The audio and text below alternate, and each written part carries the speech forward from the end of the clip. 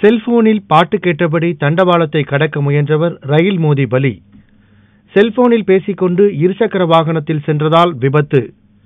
Charge போட்டபடி cellphone பேசியதால் phone வெடித்து சிதறல் என தினமும் ஊடகங்களில் செல்போனால் ஏற்படும் விபரீதம் குறித்து செய்திகள் வருகிறது.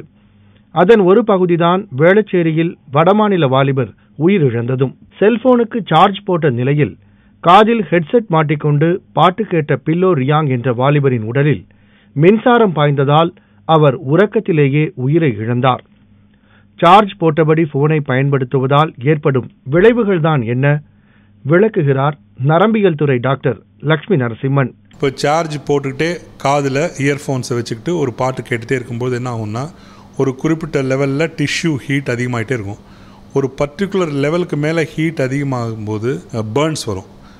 ரெண்டாவது, அதே கரண்ட்டு இன்னும் கொஞ்சம் அதிகமாச்சுன்னா அங்கே இருக்கிற திசுக்கள்லாம் இறந்து போய் அதுலேருந்து ரத்த கசிவோ இல்லை ரத்தத்து மூலமாக அந்த கரண்ட்டு ஸ்ப்ரெட் ஆச்சுன்னா கார்டியக் அரெஸ்ட்டோ இல்லை நரம்புகள்லாம் பாதித்து சில சமயம் இந்த கரண்ட் வந்து தண்டுவடம் மூளை முதலிய இடத்துக்கெல்லாம் கூட போகலாம். சார்ஜை போட்டுக்கிட்டு பேசுகிறதோ, சார்ஜை போட்டுட்டு பாட்டு கேட்டுட்டு அதை பற்றி மறந்துடுறதோ, படுக்கைக்கு பக்கத்துலேயே வச்சுட்டு சார்ஜை போட்டுட்டு அதை பற்றி மறந்துடுறதோ, ஈவன் தோ அது மில்லி ஆம்ப்ஸில் இருக்கக்கூடிய கரண்ட்டாக இருந்தாலும் கரண்ட்டை ஜாகிரதையாக ஹேண்டில் பண்ணாதான் உயிரிழப்பெல்லாம் இல்லாமல் தடுக்கலாம்.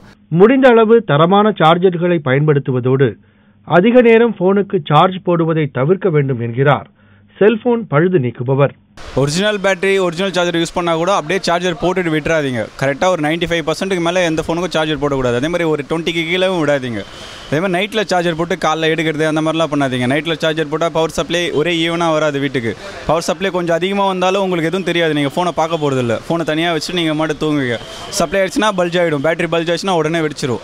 அதே மாதிரி பவர் பேங்க்லாம் மோஸ்ட்லி யூஸ் பண்ணும்போது ஒரு சேஃப்டிக்கு இப்போ கால் பண்ணோன்னா ஒரு 10 நிமிஷம் போடுறீங்களா பவர் பேங்கில் சார்ஜ், அதோடு நிறுத்திங்க. போட்டு அப்படியே பேக்கில் விட்டு ஃபுல் பண்ணுறவங்க போட்டுறது, பவர் பேங்கை பாக்கெட்டில் போட்டுறது, ஜீன்ஸில் போட்டு தொட பக்கத்தில் டைட்டாக வச்சுட்டு போகாதீங்க. அதில் ஹீட் வந்து ஒரே ஈவனாலாம் வராது. பவர் பேங்க் பவர் சப்ளை கொஞ்சம் அதிகமாக போனால் கூட ஓவர் ஹீட் ஆகிடும். எல்லாம் லித்தியம் பேட்டரி. ஹீட் ஆச்சுன்னா என்ன, ஃபஸ்ட்டு ஹீட் ஆச்சுனாலே பல்ஜ் ஆகிடும். இப்போ வர எல்லா பேட்டரியுமே லித்தியம் பேட்டரி. பழைய பேட்டரிலாம் நார்மல் பேட்டரி. இப்போ வரதெல்லாம் அப்படி கிடையாது, இன்பில்ட் இல்லை விட்டுட்டான். அதனால் முடிஞ்ச அளவுக்கு சேஃப்டியாக யூஸ் பண்ணுங்கள். தொழில்நுட்ப வளர்ச்சி ஒரு பக்கம் பிரமிக்க வைத்தாலும் அதனால் ஏற்படும் விளைவுகளை அறியாமல் செய்யும் செயல்கள் பேராபத்தை ஏற்படுத்தும் என்பது அனைவரும் உணர வேண்டும்.